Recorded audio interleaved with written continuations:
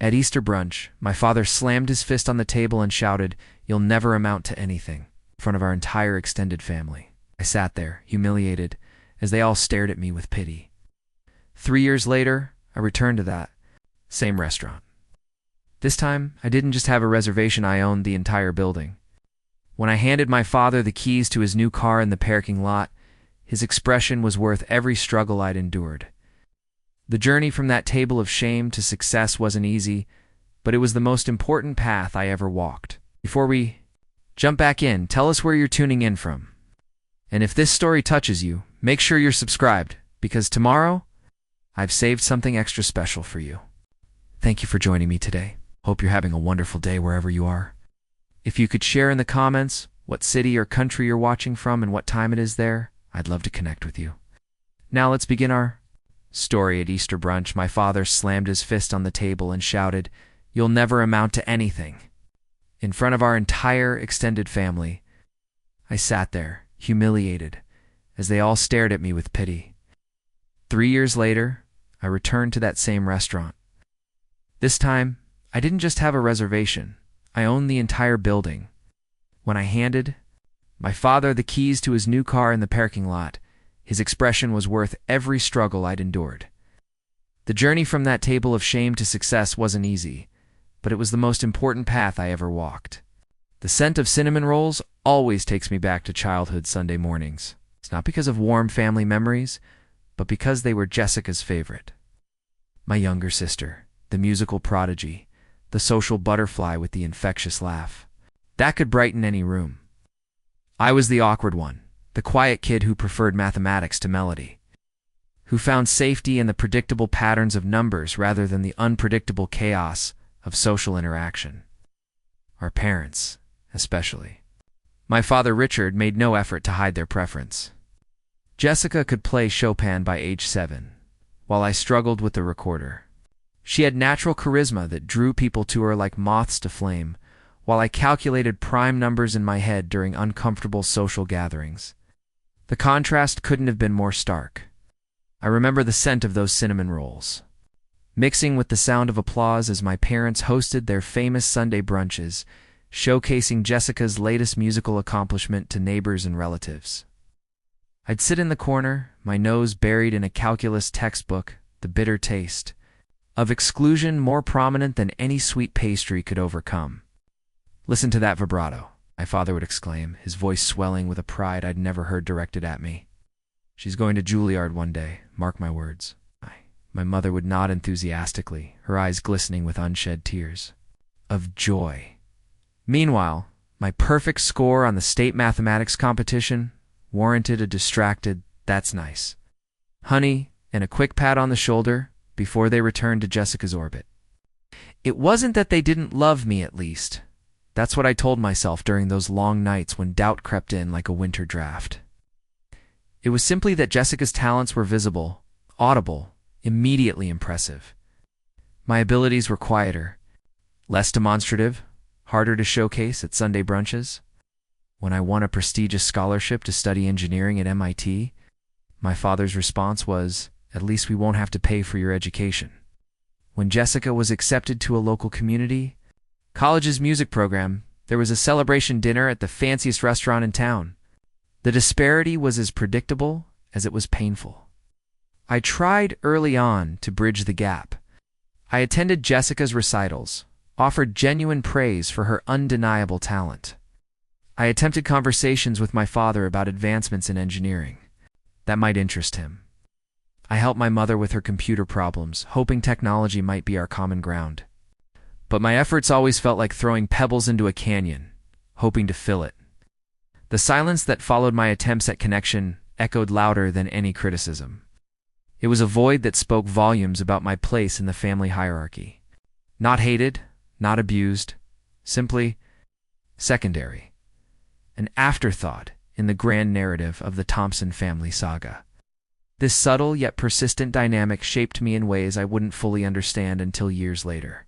A quiet determination began to form within me, not born from spite, but from a fundamental need to prove my worth not just to them, but more importantly, to myself.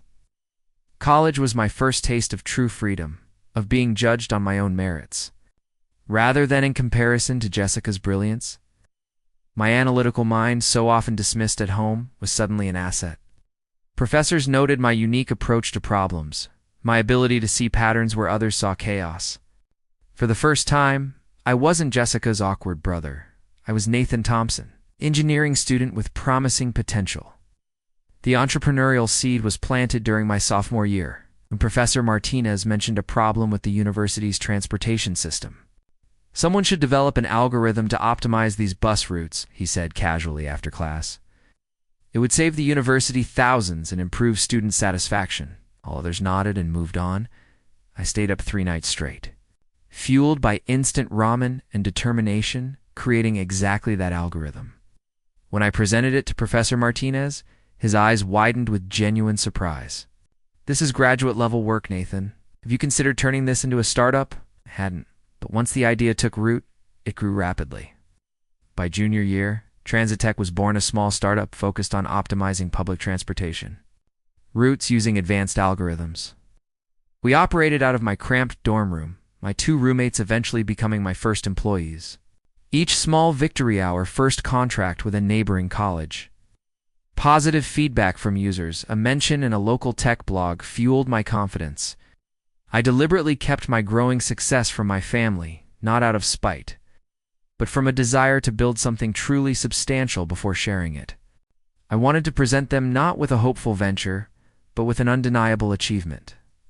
Jessica's path took a different turn. Her musical aspirations, so encouraged by our parents, faltered when faced with the harsh realities of a competitive industry. She dropped out of the community college program after 2 semesters, citing creative differences with her instructors. What followed was a series of false starts, a band that never booked a gig, a YouTube channel that garnered few subscribers, voice acting classes that led nowhere. Preparing and narrating this story took us a lot of time, so if you are enjoying it, subscribe to our channel. It means a lot to us. Now back to the story. Each failure was met with unwavering support from our parents. "The music industry just isn't ready for someone so innovative," my father would declare. "These setbacks are temporary," my mother would assure her. They poured money into recording equipment, private lessons, concert tickets for networking opportunities, all while Jessica's bedroom in their house remained untouched. Waiting for her periodic returns when funds ran low, I watched from a distance as their retirement savings dwindled, as my father postponed his dream of early retirement, as my mother took on extra shifts at the hospital where she worked as a nurse, all to support Jessica's meandering path, all under the unquestioned belief that her big break was just around the corner. Meanwhile, Transitech grew steadily. We expanded from college campuses to small municipalities, then to mid-sized cities. Our team grew from 3 to 15, then 30. We moved from my dorm room to a small office, then to an entire floor in a downtown building. Industry publications began to take notice, and investors started calling rather than the other way around. I made a conscious decision to live modestly despite our company's growing valuation. I drove the same reliable sedan I'd purchased used during college, lived in a comfortable but unassuming apartment, and reinvested most of my profits back into the company. This wasn't just sound business strategy, it was a protective measure. I knew my family's history, knew the pattern of Jessica's ventures, and their financial consequences. I feared that if they discovered my success, I would become their next financial resource, the newest solution to Jessica's stalled career and their depleted savings. I couldn't bear to see my hard work become yet another sacrifice on the altar of their favoritism, so I maintained the fiction of the struggling entrepreneur, the son still finding his way whenever our increasingly rare conversations occurred. The pressure began to mount about 2 years ago. Jessica had conceived her grandest scheme yet, a music festival, showcasing undiscovered talent in our hometown. On paper, it sounded promising. Local vendors, multiple stages, a weekend celebration of arts and community. In reality, it was a logistical nightmare with no proper budget, no experience behind it, and no realistic revenue projections. She needed $75,000 in seed money. My parents, having exhausted their resources through decades of supporting her ventures, couldn't provide it. Their retirement accounts were depleted, their home equity already borrowed against. For the first time, they turned to me. "Nathan, your sister needs your help," my mother said during a rare phone call, her voice carrying that familiar note of expectation. This festival could be her big break. "It's time you've contributed to this family," my father added, his tone suggesting this was my chance at redemption, at finally proving my worth. The irony was almost physically painful. Contribute to the family as if I hadn't been self-sufficient since 18, as if I hadn't offered financial help in the past only to be told they didn't need charity. "Dad, this festival has no business plan," I tried to explain. "The budget is unrealistic, the timeline too tight. It's not about not wanting to help, it's about not throwing good money after bad." "That's your problem, Nathan," he responded, his voice sharp with disappointment. "You've always been too analytical, too cold, no vision, no faith in people. That's why you'll never amount to anything significant. You're too afraid to take real risks." The familiar ache bloomed in my chest, that ancient wound reopened with surgical precision. Despite my company's success, despite the evidence too, the contrary hidden in my bank accounts and business records, his words still held power. "Still hurt?" I refused the loan, but offered an alternative. I would help Jessica develop a proper business plan, scale the festival to something manageable for a first-time event, and provide guidance on securing appropriate investors.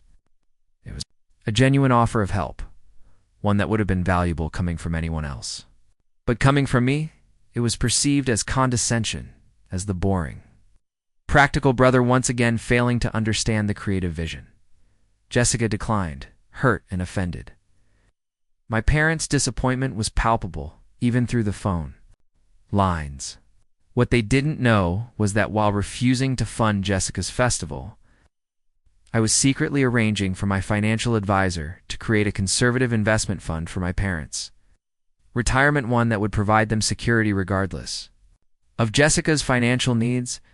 I was also establishing a small business grant for Jessica, structured in a way that would require proper planning and execution before funds were released. I wanted to help them, but on terms that wouldn't enable harmful patterns. I wanted to give from a place of love, not obligation or guilt. The documents were prepared, waiting for the right moment. That moment seemed to present itself when my mother called about the annual Easter brunch. This tradition, once a showcase for Jessica's talents, evolved into a general family gathering at an upscale restaurant in our hometown. "We've reserved the private room at Bellini's," she informed me. "Everyone will be there." I agreed to attend, something I hadn't done in 2 years. Perhaps this would be the opportunity to reveal my success, to present my gifts in person, to finally bridge the gap that had widened between us. I scheduled meetings with local clients to justify the trip, packed the documents in my briefcase, and flew home with a mixture of hope and trepidation. Bellini's was exactly as I remembered. It's elegant without being pretentious, with the scent of fresh bread and espresso creating an atmosphere of comfortable sophistication. The private room was filled with extended family, aunts, uncles, cousins I hadn't seen in years. Jessica sat at the center table beside my parents, animatedly describing her festival plans to an audience of encouraging nods. My entrance caused a momentary pause, a ripple of surprise at my actual appearance after so many declined invitations. There were awkward hugs, polite inquiries about my computer job that revealed how little they knew about my actual work, and then a swift return to the conversation about Jessica's festival. I sat quietly, observing the familiar dynamics, feeling simultaneously present and invisible. My mother occasionally glanced my way with a smile that didn't quite reach her eyes. My father barely acknowledged me, his attention fixed on Jessica's enthusiastic descriptions of potential headliners and vendor arrangements. The tension built gradually, like a pressure system before a storm. Comments about my absence from previous gatherings, and subtle digs about my safe career choice. Questions about why I wasn't settled down yet like some of my cousins. Each remark added another degree of pressure until the inevitable eruption occurred. It started with an innocent question from my Aunt Deborah. "Nathan, couldn't your company Help with the technical aspects of Jessica's festival. Maybe a website or one of those phone applications? Before I could answer, my father interjected. Nathan's too busy with his little bus schedule project to help with something actually meaningful to this family. The dismissive wave of his hand, the condescending tone, the deliberate minimization of my work hit was a familiar pattern. But something about this moment, about the public nature of it, about the sheer unfairness after years of self-sufficiency, struck deeper than usual. It's not a bus schedule project, Dad, I replied, my voice steadier than I felt. It's a transportation optimization company that employs over 50 people and operates in 16 states. A brief silence fell over the table. This was more information about my work than I'd ever volunteered before. My father recovered quickly. Well, it's nice that you found steady employment. But we're talking about Jessica's festival now. Something creative, something that will put our family on the map. The festival isn't going to happen, Jessica interjected, her voice tight with frustration. Not unless someone in this family shows some actual support. Her meaningful glance in my direction made it clear who that someone was expected to be. I offered to help you develop a business plan, I reminded her gently. That offer still stands. I don't need a business plan, she snapped. I need people who believe in me. The conversation deteriorated from there. Jessica's frustrations, my parents' disappointment, years of unaddressed favoritism and resentment bubbling to the surface. The private room, once filled with polite conversation, became increasingly tense as family members shifted uncomfortably in their seats. Then came the moment that would change everything. After a particularly heated exchange about the festival's viability, my father slammed his fist on the table, rattling the champagne flutes and silencing the room. This is exactly why you'll never amount to anything, Nathan, he shouted, his face flushed with anger. There's no vision, no heart, no real ambition, just cold numbers and practical concerns. Jessica takes risks, has dreams. What do you have? A job scheduling buses? The room fell silent. Relatives stared at their plates, embarrassed. By the outburst, my mother placed a hand on my father's arm, too late to stop the damage. Jessica looked torn between vindication and discomfort at the public nature of his outburst. I sat perfectly still, something crystallizing within me. Not anger, not hurt, but clarity. Perfect diamond hard. Clarity. I reached for my briefcase, my movements deliberate and calm. I could feel all eyes on me, could sense the collective anticipation of an emotional response, perhaps tears or an equally angry outburst. Instead, I smiled. It wasn't a happy smile, but it wasn't bitter either. It was the smile of someone who finally sees with absolute clarity. You know, Dad, I said quietly, you're right about one thing. I do like numbers. They don't lie. They don't play favorites. And they tell quite a story when you know how to read them. Latest financial report on the table. Transitech is currently valued at just over $120 million. We're expecting to double that within 18 months based on our expansion into the European market. The silence in the room deepened. My father's face, previously flushed with anger, began to pale. I've been approached by 3 different venture capital firms this quarter alone, all offering substantial investment for minority stakes. I've declined because I prefer to maintain control over the company's direction. I pulled out another document. This is the deed to this restaurant. I purchased it last month when the owner decided to retire. I kept him on as manager because he runs it beautifully, but technically, we're all eating in my building right now. Gasps and murmurs spread around the table. My mother's hand covered her mouth in shock. Jessica's expression was unreadable. And these, I continued, placing the final set of documents on the table, are the papers I had prepared for today. A retirement fund for you and Mom, conservatively managed to provide security regardless of future financial decisions.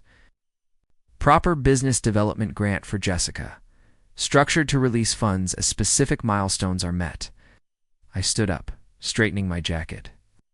I came today hoping to finally bridge the gap between us, to share my success with the people who should have been proudest of it. Instead, I've realized something important. I looked directly at my father. You were wrong, I did amount to something. something significant. Not because of your belief in me, but despite your lack of it.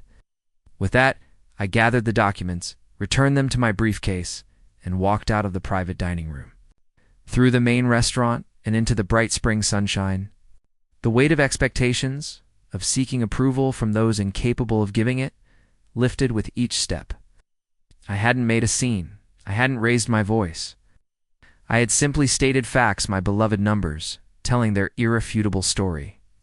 My phone began buzzing immediately, calls and texts from family members in varying states of shock and disbelief. I silenced it and drove to my hotel, a strange sense of peace settling over me. For the first time in my life, I felt truly free from the narrative that had defined me for so long.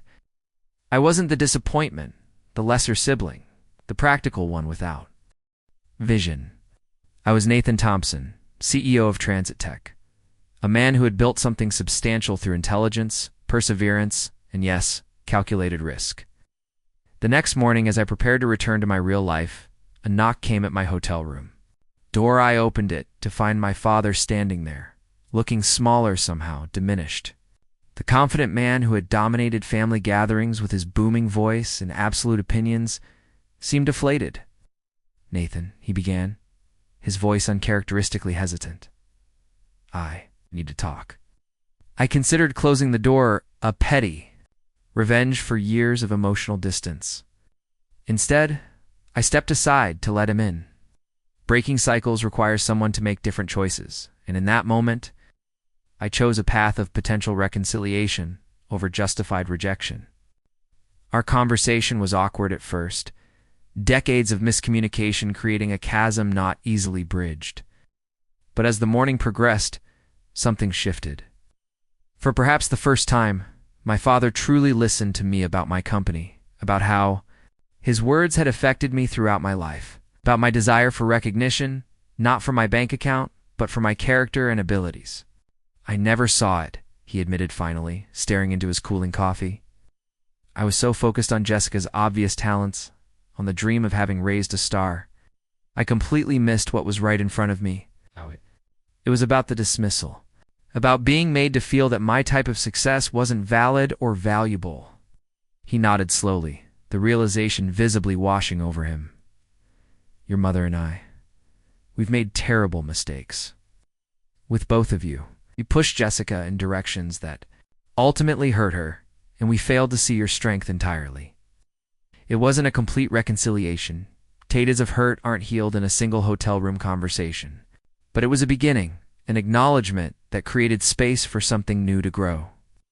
In the parking lot, before he left, I handed him a small box. "What's this?" Confusion evident on his face. "Open it," I suggested. Inside was a key fob for a sensible mid-range Citadinaut, flashy, but reliable and practical, like me. "Your car's 15 years old, Dad. The repair costs are probably more than it's worth at this point. This one gets excellent gas mileage and has all the safety features Mom's been wanting you to have." He stared at the key, then at me, his eyes suddenly bright with unshed tears. "Nathan, I don't deserve this." "It's not about deserving," I replied. "It's about being family. Real family, not the kind that keeps score." The look on his face in that moment, surprised, humbled, genuinely moved, was worth every struggle I'd endured. It's not because I'd impressed him with my wealth, but because for the first time, he was seeing me truly, seeing me as a person of value. The journey from that table of shame to success wasn't easy, but it was the most important path I ever walked. Not because it led to financial reward, but because it led to self-worth that couldn't be diminished by anyone else's opinion. 3 years have passed since that Easter brunch. Our family relationships have evolved, not always smoothly, but consistently towards something healthier. Jessica, with proper guidance and appropriate support, has found her niche in music education rather than performance. My parents have learned, sometimes painfully, to appreciate different forms of success and to offer support without control. As for me, I've learned that true validation comes from within. That success is measured not by bank accounts, but by the impact we have on others. and that sometimes the people who hurt us most are simply unable to see beyond their own limitations. The restaurant I purchased that day has become our new location for family gatherings, not as a power move, but as a symbol of transformation. The private dining room where my father once declared I would never amount to anything is now where we celebrate milestones together, each of us finding our own path to significance. Have you ever been told you wouldn't amount to anything? How did you prove them wrong?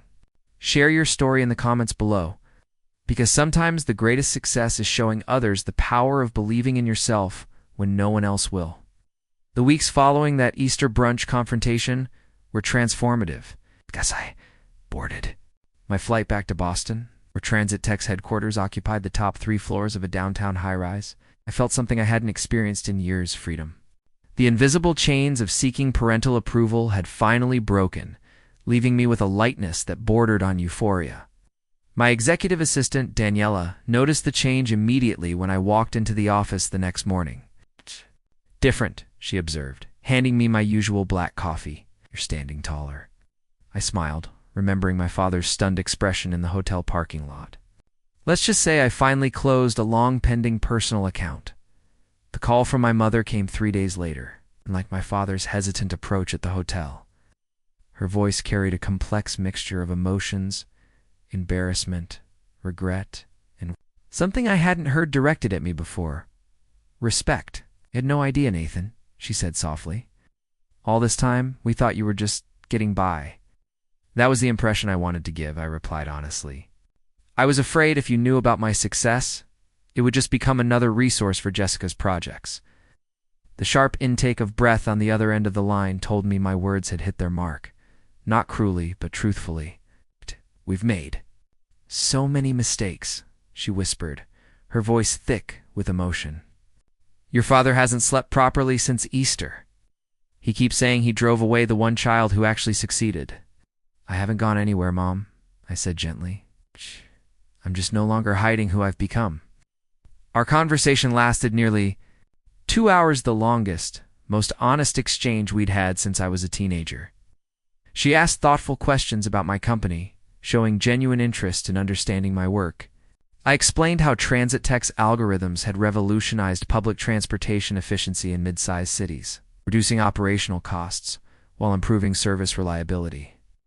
"It sounds remarkable," she said, with what seemed like genuine admiration, "but why did you keep it secret for so long? Were you punishing us?"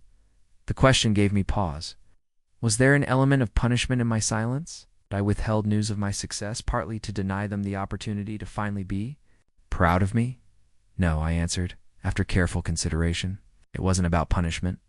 It was about protection, protecting myself from becoming an ATM, yes, but also protecting the satisfaction of building something on my own terms, without external validation or interference."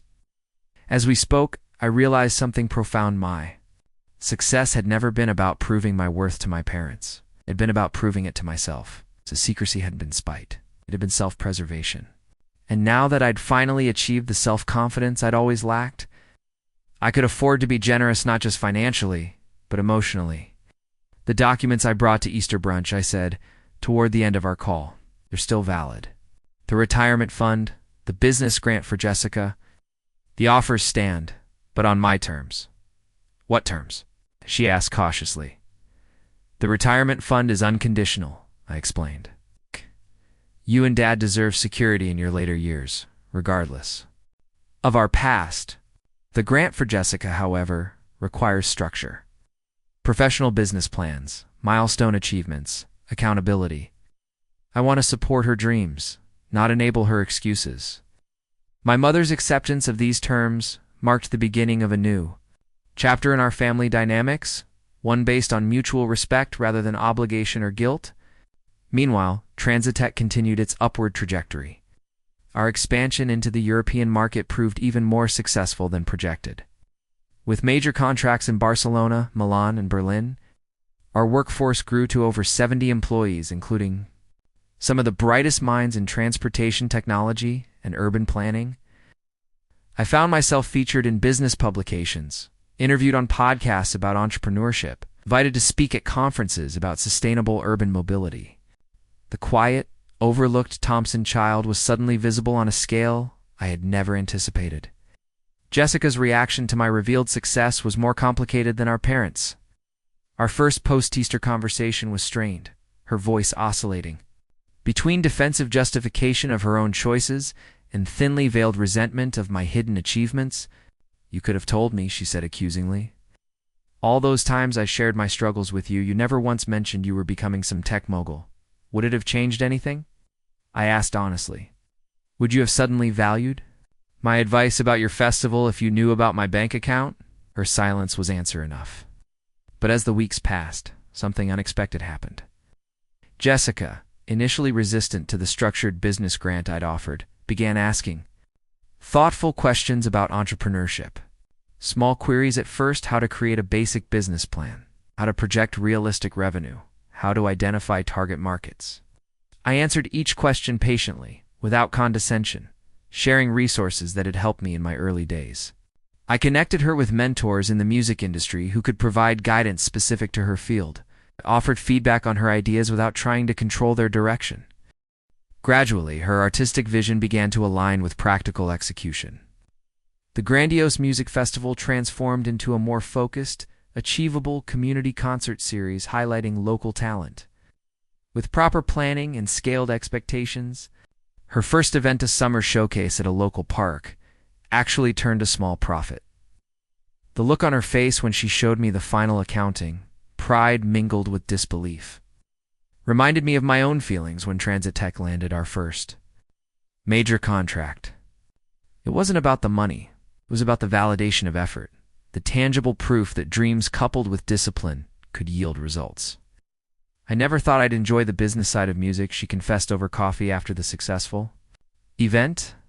"I always saw it as this necessary evil that creative people had to endure." "Business is creative too," I replied.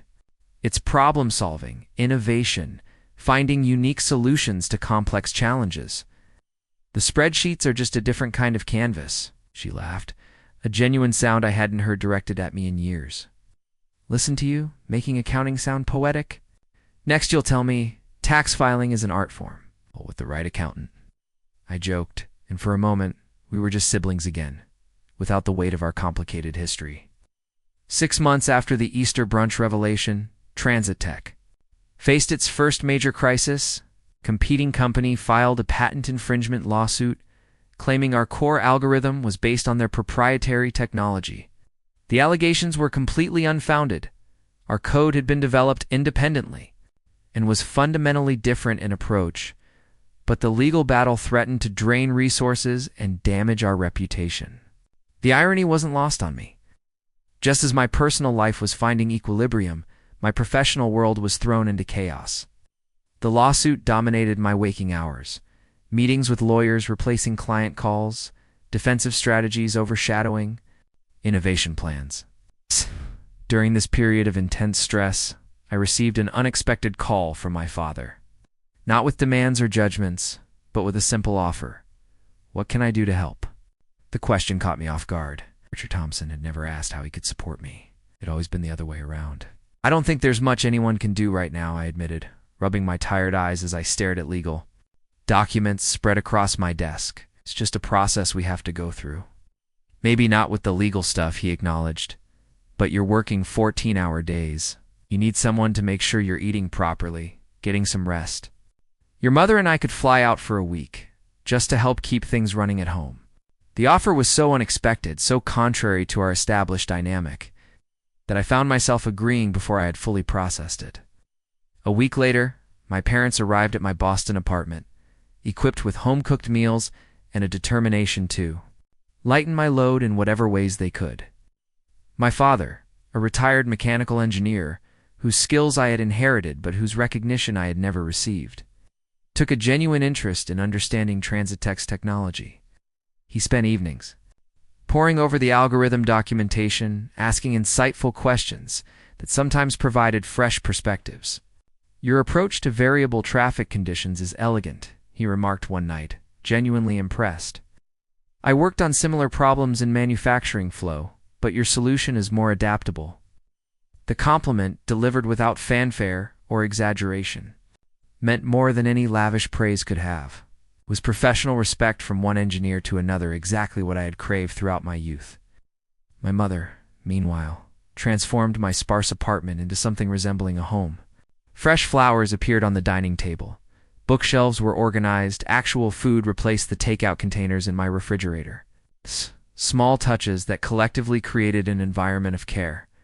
One evening, returning from a particularly grueling meeting with our legal team, I found them both waiting in the living room, concern evident on their faces. "You need a break," my mother declared in a tone that brooked no argument. "It's just one evening away from this lawsuit mess." "I've made reservations at that Italian place you mentioned liking," my father added. "The one with the good tiramisu." Too exhausted to resist, I agreed. As we sat in the warm, intimate restaurant, savoring authentic pasta and rich red wine, the conversation flowed more naturally than it had in years. They shared stories from their early marriage that I'd never heard. I recounted the more humorous aspects of building a startup, and for a few precious hours, the lawsuit receded to the background. It was my father who brought up the past, after his second glass of wine had softened his usual reserve. "I've been thinking a lot about why we treated you and Jessica so differently," he said, his voice reflective rather than defensive. I think I saw myself in you.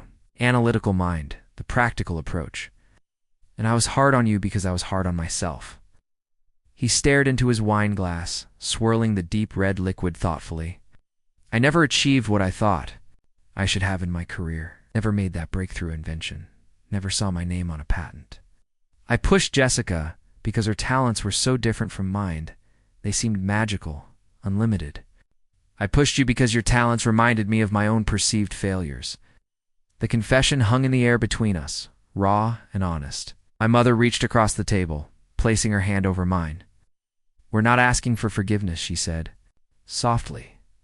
"Just understanding, and a chance to do better moving forward." That evening marked a turning point, not an erasing of the past, but an acknowledgement that allowed us all to move forward with greater awareness. The patent lawsuit eventually resolved in our favor, the judge dismissing the case and ordering the competing company to pay our legal fees. The victory was sweet, but the true win had been the unexpected strengthening of family bonds during the crisis. Transitech emerged from the legal battle stronger, our reputation enhanced by the public vindication. Acquisition offers began to arrive with increasing frequency and escalating values. Each time I politely declined, committed to maintaining control over the company's direction and culture, until Mobilify, one of the largest transportation technology conglomerates in the world, approached with a different kind of offer. They didn't want to absorb Transitech or dismantle it for parts. They wanted to establish a strategic partnership that would integrate our algorithms into their global platform while allowing us to operate independently. The potential impact was staggering. Our technology, which was already improving transportation efficiency in dozens of cities, could suddenly scale to hundreds, potentially benefiting millions of commuters worldwide. The environmental implications alone reduced emissions from more efficient routes, lower fuel consumption. Decreased traffic congestion aligned perfectly with our company's core mission. The negotiations were intense, stretching over weeks of meetings, due diligence reviews, and legal consultations. I assembled a team of advisors I trusted implicitly, including Professor Martinez, whose casual comment years ago had sparked Transitech's creation. "They're offering far more than money," he observed after reviewing the proposal. "They're offering legacy.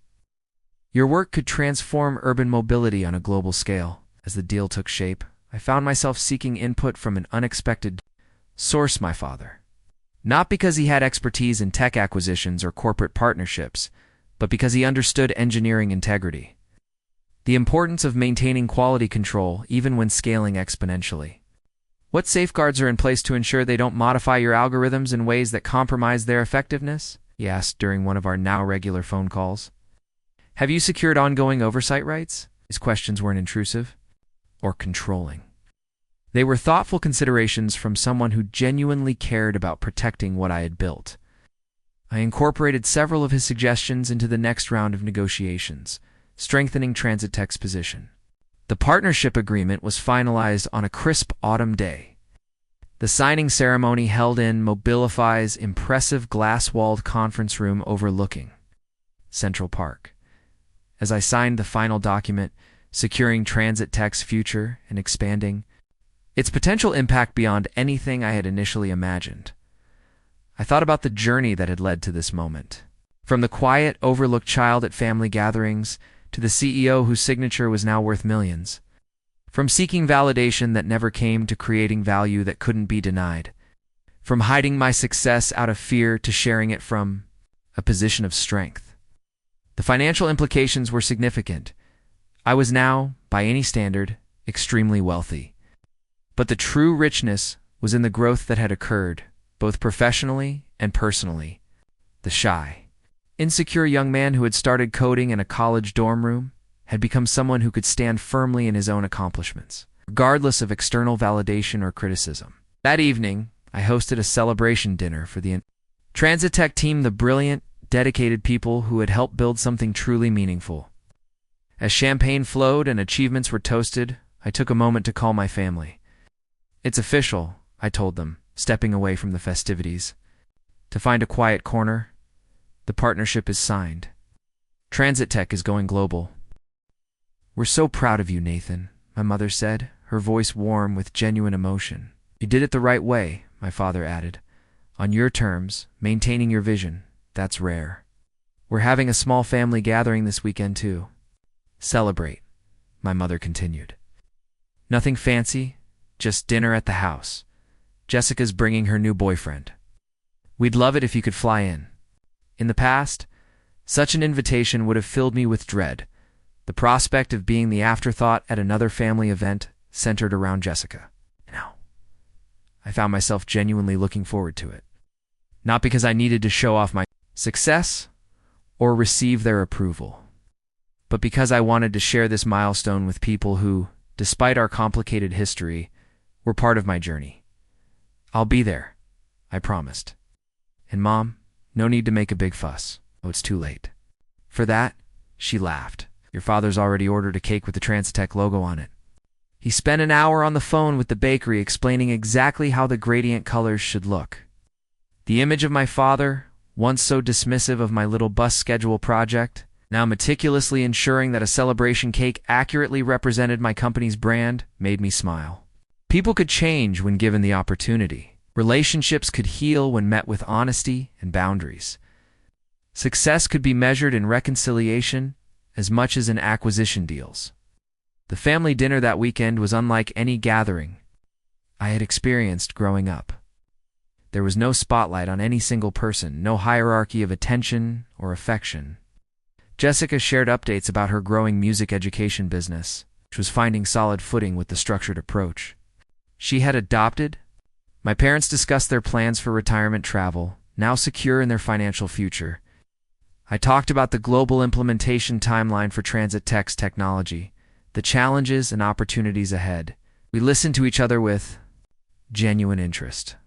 We asked thoughtful questions. We celebrated individual achievements without comparison or competition. It wasn't perfect. Decades of established patterns don't disappear overnight, but it was authentic progress. After dinner, as we lingered over coffee and the impressively accurate Transit Tech logo cake, my father raised his mug in a simple toast. "To proving me wrong," he said, his eyes meeting mine with a mixture of pride and humility. "And to the courage it takes to forge your own path, even when those who should support you fail to see its value." It wasn't a grand speech or a dramatic declaration, but in those few words he acknowledged both his mistake and my resilience. The validation I had once desperately sought was freely given, not because of my financial success, but because of the character it took to achieve it despite the obstacles. Later that evening, as I prepared to return to my hotel, Jessica pulled me aside in the hallway. "You were right," she said quietly. "About the festival, about needing structure and planning, about a lot of things. And you were right about the power of creative vision," I replied. "I'm learning to incorporate more of that into my approach. We each had pieces of the puzzle." She smiled, a genuine expression without the competitive edge that had once defined our relationship. "Do you remember when we were kids and you used to help me with my math homework while I helped you with your English essays? We made a good team before everything got complicated. The memories surfaced clearly afternoons at the kitchen table, trading skills and knowledge, supporting each other's strengths while helping with weaknesses, before parental expectations and comparisons had driven a wedge between us. Maybe we could be that team again, I suggested, in a more grown-up way. 2 months later, Transitech launched a community initiative called Art Commutant Interactive Art Installations at bus stops and transit hubs, transforming waiting time into cultural experiences. Jessica headed the creative direction, collaborating with local artists in each city where we operated. The program received national attention. It's featured in design magazines and urban planning journals as an innovative approach to improving the public transportation experience. It was a perfect synthesis of our different strengths, my systematic approach to implementation, and her creative vision for meaningful engagement. Together, we created something neither of us could have achieved alone. The journey from that humiliating Easter brunch to professional triumph and personal reconciliation taught me lessons no business school could provide. Success isn't measured by wealth accumulation or status symbols, but by the impact we have on others and the integrity with which we pursue our goals. True validation comes from within, not from external sources whose approval we cannot control. And sometimes, the people who hurt us most are simply trapped in their own limitations, unable to see beyond their narrow definitions of achievement. Most importantly, I learned that while we cannot change our past, we can choose how it shapes our future. We can use painful experiences as excuses for bitterness or as catalysts for growth. We can perpetuate cycles of hurt or break them through conscious choice. We can define success on others' terms or create our own meaningful measurements. Every day I choose growth over grievance, creation over complaint, forward movement over festering wounds. That choice, more than any business accomplishment, is my greatest success. Up next, you've got 2 more standout stories right on your screen. If this one hit the mark, you won't want to pass these up. Let's click and check them out.